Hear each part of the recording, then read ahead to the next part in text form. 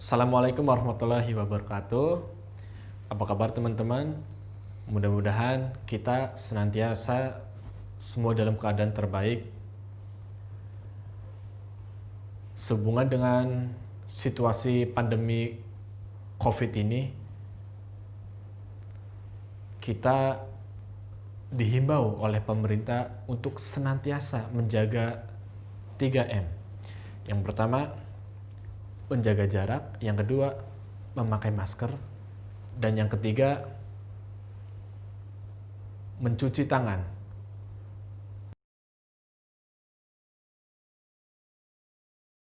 Baik, langsung saja.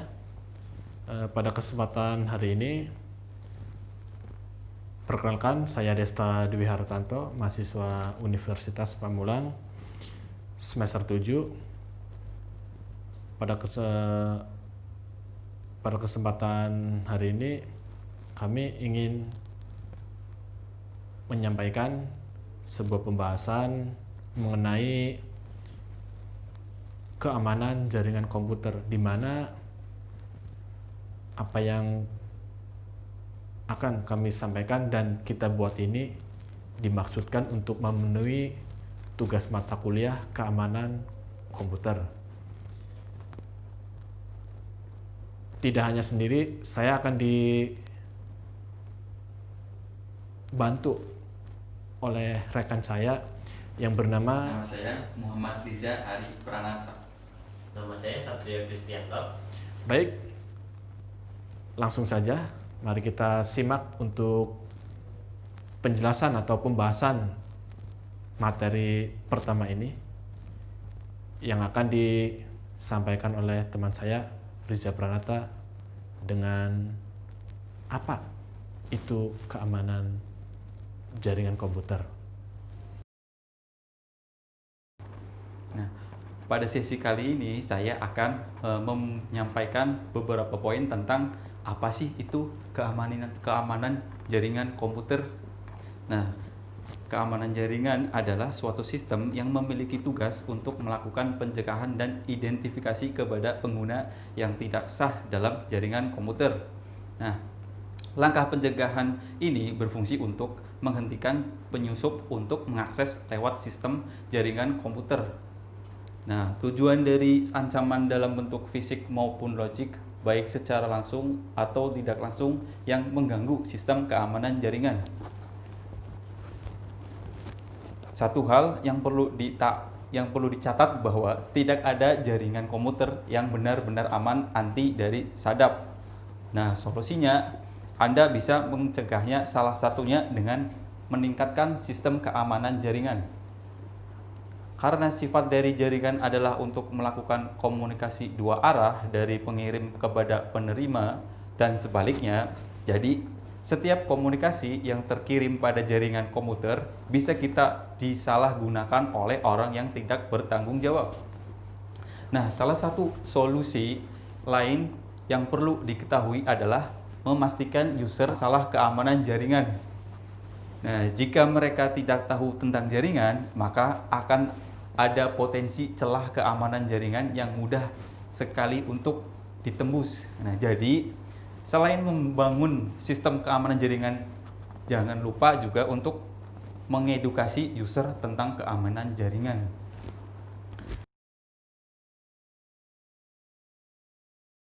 Nah, di poin selanjutnya, saya akan menyampaikan tentang cara meningkatkan sistem keamanan jaringan. Nah, di sini ada beberapa poin, di antaranya yang pertama, yang poin A adalah pengamanan secara fisik. Pengamanan secara fisik bisa dilakukan dengan menempatkan perangkat hardware berada di lokasi yang aman dan mudah diawasi. Nah, selain itu, gunakan ruangan yang bersih, jika perlu yang memiliki AC agar tidak ada debu dan lembab. Selain itu juga, gunakan kunci pengaman khusus agar tidak ada orang yang masuk kecuali yang memiliki kepentingan saja. Nah, poin berikutnya yang B adalah pengamanan akses. Nah, agar tidak terjadi penyalahgunaan akses, maka sebagai seorang administrator, Anda harus memberikan akses kepada orang yang berhak saja. Dan jangan lupa untuk membuat username dan password yang unik. Nah, poin selanjutnya yang C, pengamanan data. Pengamanan data dilakukan dengan membuat hak akses pada setiap user, di mana setiap user hanya bisa melakukan akses pada data tertentu sesuai dengan hak akses yang dimilikinya. Nah, untuk data yang sifatnya sensitif, Anda bisa menambahkan password agar lebih aman lagi. Nah, untuk poin yang terakhir adalah pengamanan komunikasi jaringan. Pengamanan komunikasi jaringan bisa dilakukan dengan mengamankan setiap komunikasi dengan menggunakan kriptografi, di mana data-data yang sensitif bisa dienkripsi agar aman saat proses pengiriman dan penerimaan data. Nah, selanjutnya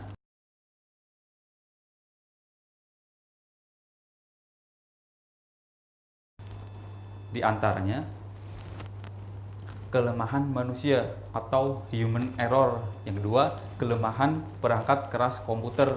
Yang ketiga, kelemahan sistem operasi jaringan. Dan yang keempat, kelemahan sistem jaringan komunikasi. Nah, selanjutnya di poin ini ada jenis gangguan keamanan jaringan. Nah, jenis gangguan keamanan jaringan yang pertama yaitu biasanya di hacking. Hacking perusakan pada infrastruktur jaringan komputer yang sudah ada. Nah, yang kedua adalah carding. Carding ini pencurian data terhadap identitas perbankan seseorang, misalnya pencurian nomor kartu kredit yang dimanfaatkan untuk berbelanja online. Nah, selanjutnya device, yaitu perubahan terhadap bentuk atau tampilan website. Ada lagi phishing, di mana pemalsuan data resmi. Poin selanjutnya yaitu macam-macam keamanan sistem jaringan. Yang pertama adalah VPN atau Virtual Private Network. Nah, jaringan komunikasi lokal yang dapat terhubung melalui media jaringan. Fungsi dari VPN secara tersendiri adalah untuk mendapatkan komunikasi yang aman melalui internet. Yang kedua, autentikasi. Nah, proses pengenalan peralatan, sistem operasi, aplikasi, dan identitas pengguna yang terhubung dengan jaringan komputer. Contohnya adalah saat pengguna memasukkan username dan password untuk login ke jaringan.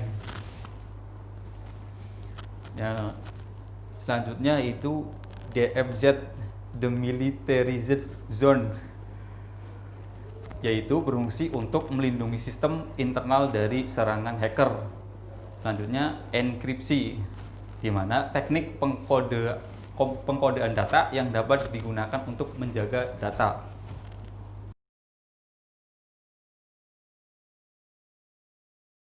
Nah, administrator jaringan ini adalah individu atau kelompok yang mengelola dan menjaga seluruh elemen yang ada di dalam sistem jaringan agar lebih efektif dan efisien dalam bekerja. Network Security Administrator atau administrator keamanan jaringan haruslah memiliki skill dan kemampuan umum, yaitu pengetahuan dasar dan teknikal mengenai teori dan praktik komputer, pengetahuan akan berbagai perangkat keras jaringan komputer termasuk cara kerja, memasang, dan konfigurasi alat, dan memiliki pemahaman tentang routing atau konfigurasi sistem yang termasuk tentang sistem keamanan komputer beserta jaringannya.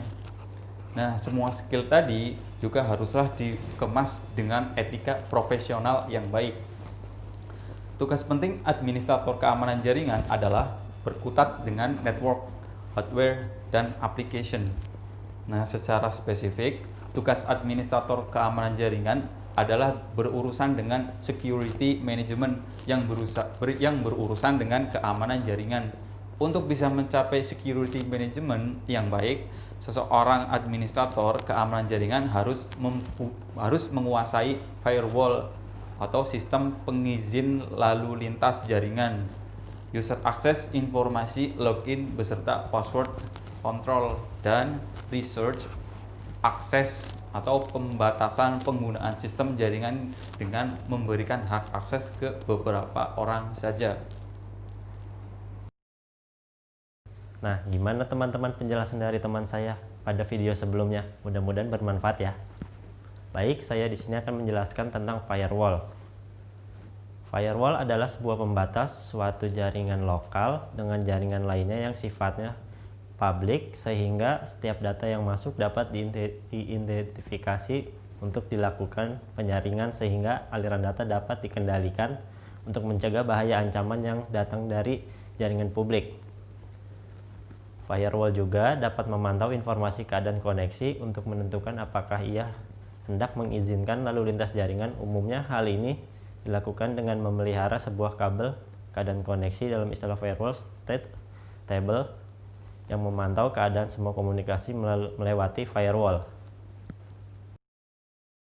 Secara umum fungsi firewall ada 4 poin. 1. Mengatur dan mengontrol lalu lintas. 2. Melakukan autentikasi terhadap akses. 3. Melindungi sumber daya dalam jaringan privat. 4. Mencatat semua kejadian dan melaporkan kepada administrator. Jenis firewall dapat dikelompokkan menjadi 4, yaitu 1. Personal firewall. Personal firewall didesain untuk melindungi sebuah komputer yang terhubung ke jaringan dari akses yang tidak dikehendaki. Yang kedua, network. Network firewall didesain untuk melindungi jaringan secara keseluruhan dari berbagai serangan. Poin ketiga, IP filtering firewall. IP filtering firewall, sebuah IP yang di filtering firewall bekerja pada level paket. 4. Proxy server. Proxy server yaitu cara kerja proxy server terlihat saat user terhubung dengan proxy server dengan perangkat lunak klien. Proxy server akan menduplikasi komunikasi tersebut. Beberapa kemungkinan serangan yang dilakukan oleh penyerang yaitu 1. Interception. Interception yaitu pihak yang tidak mempunyai wewenang telah berhasil mendapatkan hak akses informasi. Yang kedua, interruption, yaitu penyerang telah dapat menguasai sistem tapi tidak keseluruhan. Admin asli masih bisa login. Yang ketiga, fabrication. Fabrication yaitu penyerang telah menyisipkan objek palsu ke dalam sistem target. Yang keempat, modification. Modification yaitu penyerang telah merusak sistem dan telah mengubah secara keseluruhan. Cara kerja firewall. Cara kerja firewall itu menutup traffic yang datang, incoming network traffic, berdasarkan sumber atau tujuan dari traffic tersebut, memblok incoming network traffic yang tidak diinginkan. Yang kedua, menutup traffic yang keluar, outgoing network traffic, berdasarkan sumber atau tujuan dari traffic tersebut.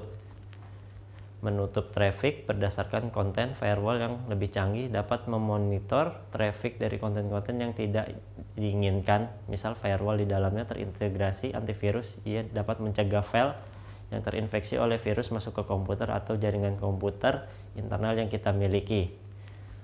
Melaporkan traffic di jaringan dan kegiatan firewall ketika memonitor traffic jaringan dari dan ke internet. Yang juga penting adalah mengetahui apa yang dikerjakan oleh firewall, siapa yang mencoba membobol jaringan internal, dan siapa yang mencoba mengakses informasi yang tidak layak dari internet. Bagaimana teman-teman untuk pembahasan sebelumnya mengenai firewall yang telah disampaikan oleh teman saya? Mudah-mudahan bermanfaat ya teman-teman. Baik, selanjutnya saya akan mencoba menyampaikan dengan pembahasan yaitu tentang VPN atau kepanjangannya Virtual Private Network, di mana atau biasa disebut VPN ini adalah sebuah cara aman untuk mengakses lokal area network yang berada pada jangkauan tertentu. Dengan menggunakan internet atau jaringan umum lainnya untuk melakukan transmisi data paket secara pribadi ya. Setelah itu, salah satu fungsi adanya VPN adalah keamanan dalam berkomunikasi atau dalam pertukaran data juga tidak memungkinkan pihak lain untuk menyusup ke traffic atau lalu lintas jaringan yang tidak semestinya. Baik, untuk yang selanjutnya kita masuk ke poin pembahasan cara kerja VPN.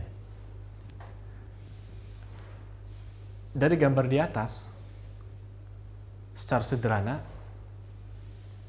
cara kerja VPN atau dengan menggunakan protokol PPTP adalah sebagai berikut. VPN membutuhkan sebuah server yang berfungsi sebagai penghubung antara PC. Server VPN ini bisa berupa komputer dengan aplikasi VPN. Aplikasi VPN server atau sebuah router, misalnya Mikrotik RB750 ya teman-teman. Terus yang kedua, untuk memulai sebuah koneksi komputer dengan aplikasi, VPN client mengontrak server VPN. VPN server kemudian memverifikasi username dan password. Apabila berhasil, maka VPN server memberikan IP address. IP address baru ya teman-teman pada komputer klien, dan selanjutnya sebuah koneksi atau tunai akan terbentuk. Untuk selanjutnya, komputer klien bisa digunakan untuk mengakses berbagai resource atau komputer ataupun LAN yang berada di belakang VPN server, misalnya melakukan transfer data, print out dokumen, browsing dengan gateway yang diberikan dari VPN server, melakukan remote, desktop, dan lain sebagainya. Baik, pada poin ini kita akan membahas manfaat VPN, yaitu ada 3. Yang pertama, remote access. Remote access, di mana maksud dari poin ini, saat Anda terhubung dengan jaringan melalui VPN, data disimpan dan di-encrypt. Dengan cara ini, informasi yang berada jauh dari mata para peretas. Yang kedua, remote control. Dalam kasus perusahaan, keuntungan besar memiliki VPN adalah bahwa informasi dapat diakses dari jarak jauh, bahkan dari rumah atau dari tempat lain.